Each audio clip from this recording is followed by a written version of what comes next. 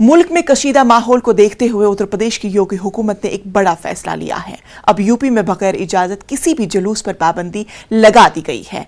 किसी भी जुलूस को बरामद करने से पहले मुंतजमीन को इंतजामिया से इजाजत लेनी होगी। इसके साथ मुंतजमीन को जुलूस के दौरान अमन और हम आहंगी बरकरार रखने के हवाले से हल्फनामा भी लेना होगा।